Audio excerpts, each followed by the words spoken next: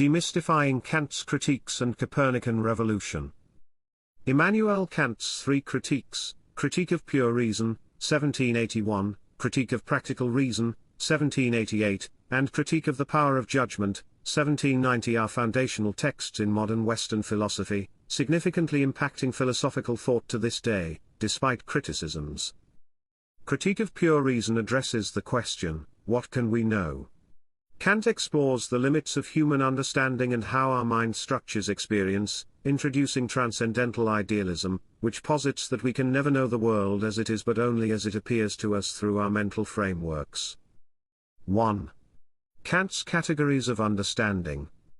Kant's categories are foundational to his theory of knowledge in the Critique of Pure Reason.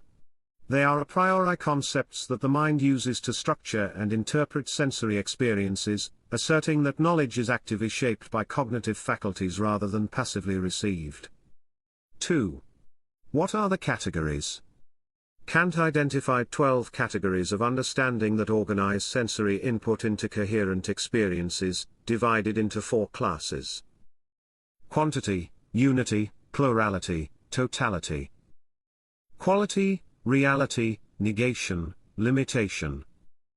Relation, inherence and subsistence, causality, community. Modality, possibility, existence, necessity. Kant's primary claim is that we perceive the world not as it truly is, noumenal, but only as it appears to us, phenomenal, structured through these categories, which are essential for coherent thought.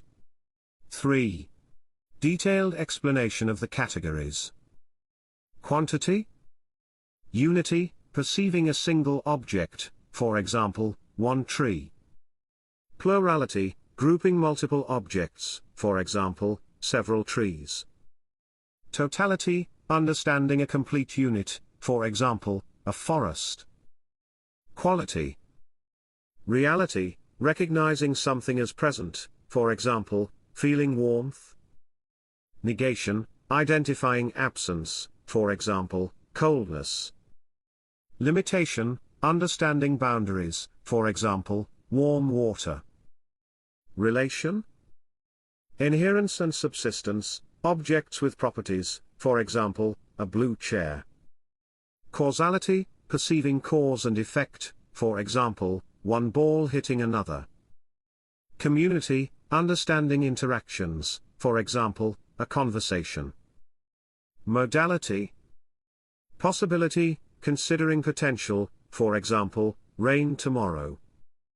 Existence, recognizing current reality, for example, it is raining.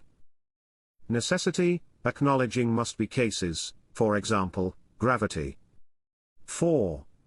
How the categories work, Kant's transcendental idealism. Kant argues that these categories are a priori, existing prior to experience and structuring all possible experiences. They do not reflect reality as it is, noumenon, but shape how we perceive it, phenomena. Thus, human experience is always mediated by these categories, limiting our access to the things in themselves. Quote from Kant. Thoughts without content are empty, intuitions without concepts are blind. Kant, Critique of Pure Reason, A51/B75. This underscores that sensory data cannot provide knowledge without the mind's structuring power. Kant's categories of understanding are not just abstract, they significantly influence how we navigate the world. 1. Understanding cause and effect. In everyday life, we constantly apply the category of causality. For example, when you push a door and it opens, you recognize your action as the cause. Without this a priori category, such connections would seem arbitrary. 2. Structuring social interactions. In conversations, we use the categories of community and interaction. We expect responses during dialogues, understanding them as reciprocal exchanges of ideas. 3. Perception of time and space. The categories of time and space, linked to a priori intuitions, are essential for functioning. When checking a calendar or time, we organize experiences within these mental structures, enabling effective planning. 4. Decision-making and planning. In decision-making, we employ modality categories, considering possibilities, assessing current conditions, and identifying necessities.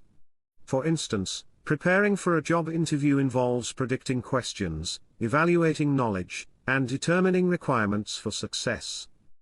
Kant's theory has been influential yet controversial, attracting critiques from several philosophers. 1.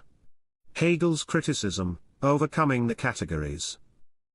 Critique. G.W.F. Hegel argued that Kant's categories create artificial separations between subject and object, leading to a gap between our experience and reality. Hegel's dialectical method emphasizes that reality and thought are part of a unified process. Quote, "The truth is the whole," Hegel, Phenomenology of Spirit, 1807. Hegel believed Kant's static categories failed to reflect the dynamic nature of human consciousness. 2. Schopenhauer's criticism, will as the fundamental category. Critique. Arthur Schopenhauer accepted Kant's framework but posited that will, not categories, is the fundamental aspect of reality. He viewed the world as a manifestation of the will, arguing that the categories cannot fully explain human experience and suffering. Quote, "Time, space, and causality, the modes of the principle of sufficient reason, are not only forms of all objects, but also the sole forms of the objects of the will." Schopenhauer, The World as Will and Representation, 1819. 3. Logical positivist critique, rejecting metaphysical categories. Critique. Logical positivists like A.J. Ayer questioned Kant's a priori categories, insisting that meaningful knowledge must be empirical or logically analytic. They dismissed Kant's categories as metaphysical and meaningless since they cannot be empirically verified. Quote, "No statement which refers to a reality transcending the limits of all possible sense experience can possibly have any literal significance." Air, Language, Truth, and Logic, 1936. Kant's categories of understanding mark a significant shift in how we approach knowledge and cognition. By asserting that the mind actively structures experience through these a priori categories, Kant laid the groundwork for much of modern philosophy, psychology, and epistemology. These categories provide the framework through which we interpret the world, even as they limit our understanding of reality itself, the noumenal world. Despite criticisms from philosophers like Hegel, Schopenhauer, and the logical positivists, Kant's categories remain crucial for grasping human cognition. They highlight the active role of the mind in shaping experience, reminding us that we are not passive observers but active participants in interpreting the world. Immanuel Kant's Copernican revolution in philosophy metaphorically describes his shift in epistemology introduced in the Critique of Pure Reason, 1781. Just as Copernicus asserted that the Earth revolves around the Sun, Kant argued that the mind actively shapes experience rather than passively receiving information. This insight transformed the understanding of cognition, knowledge, and reality. Prior to Kant, philosophical inquiry was dominated by two main schools, rationalism and empiricism.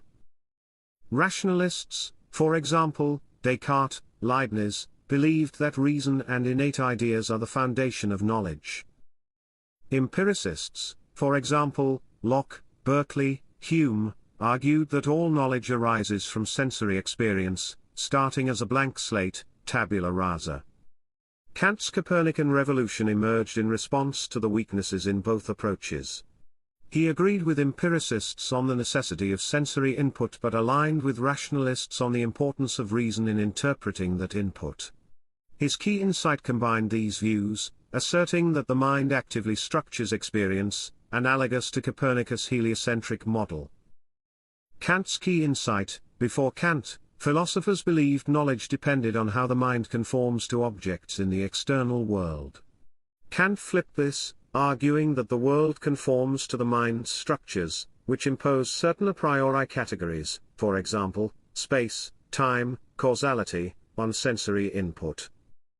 Quote, "Hitherto it has been assumed that all our cognition must conform to the objects, but all attempts to extend our cognition of objects by establishing something in them a priori through concepts have ended in failure.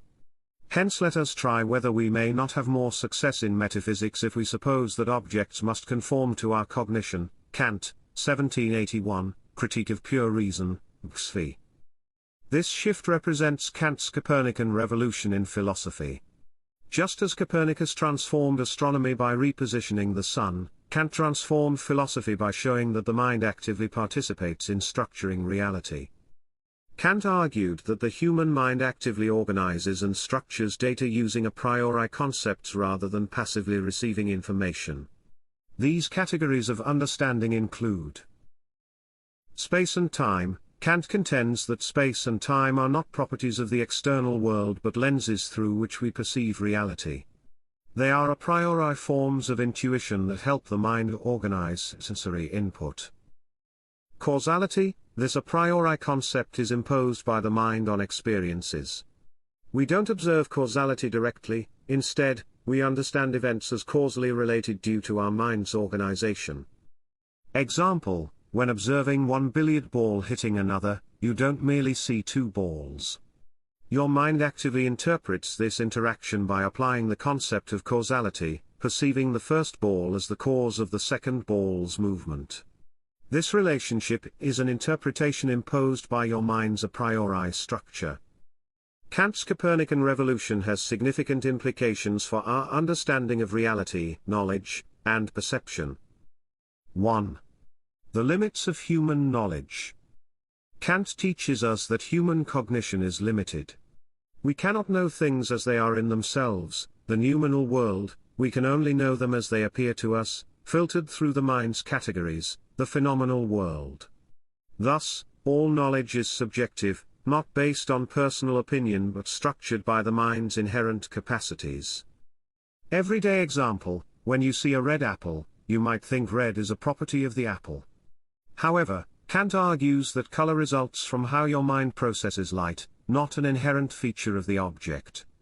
The real apple, its noumenal existence, is inaccessible, you only experience the phenomenon of the apple shaped by your mind's structures.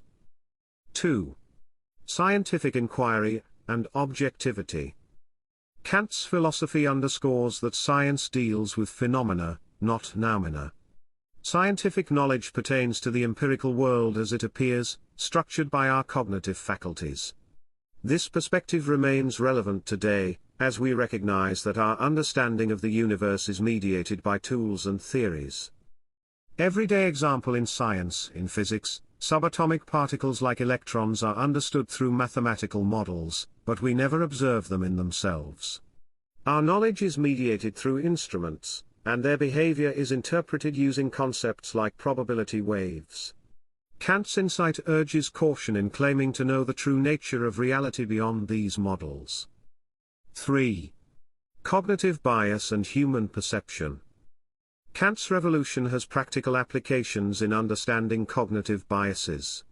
Just as the mind imposes structures on sensory experiences, psychologists recognize that biases and heuristics shape how we process information. Everyday example of cognitive bias, confirmation bias illustrates this phenomenon. People focus on information that confirms their beliefs. Kant's insights remind us that we are active participants in shaping our perceptions, which can lead us astray. Despite its transformative impact, Kant's revolution faced significant criticism from later philosophers. 1. Hegel's criticism, overcoming Kant's dualism. Critique. G.W.F. Hegel criticized Kant's division between the noumenal and phenomenal worlds, arguing it created an artificial distinction in understanding reality. Hegel believed reason could fully grasp reality without Kant's dualism. Hegel's quote, "Spirit is the thing in itself that becomes for itself," Hegel, Phenomenology of Spirit, 1807. Hegel posited that human consciousness can understand reality completely, transcending Kant's limitations. 2. Nietzsche's criticism, the thing in itself as fiction. Critique. Friedrich Nietzsche rejected the idea of a thing in itself, viewing it as a remnant of religious thinking. He argued that Kant's emphasis on an unknowable reality was intellectual cowardice, denying the chaotic nature of existence. Nietzsche's quote, "Kant's thing in itself is a grotesque misunderstanding," a purely absurd concept, Nietzsche, Beyond Good and Evil, 1886. He celebrated the phenomenal world without seeking hidden truths. 3. Logical positivism, rejecting Kant's metaphysical claims. Critique. Logical positivists like A.J. Ayer dismissed Kant's distinction between the phenomenal and noumenal worlds, arguing that only empirically verifiable statements are meaningful. Ayer's quote, "No statement which refers to a reality transcending the limits of all possible sense experience can possibly have any literal significance, air, language, truth, and logic," 1936. Ayer argued that Kant's noumenal realm is beyond meaningful discourse due to its lack of empirical verification. 5. Conclusion. The enduring legacy of Kant's Copernican revolution. Kant's Copernican revolution marked a pivotal moment in understanding the relationship between mind and world. By asserting that the mind actively structures experience through a priori categories, Kant resolved long-standing debates between rationalism and empiricism, paving the way for modern epistemology and philosophy of science. Though his ideas face significant criticism from idealists like Hegel, existentialists like Nietzsche, and logical positivists, Kant's influence endures. His insights into the active role of the mind in shaping experience resonate across cognitive science, epistemology, and metaphysics. Kant's revolution serves as a reminder that human knowledge is powerful yet limited, shaped by the very structures that seek to comprehend the world.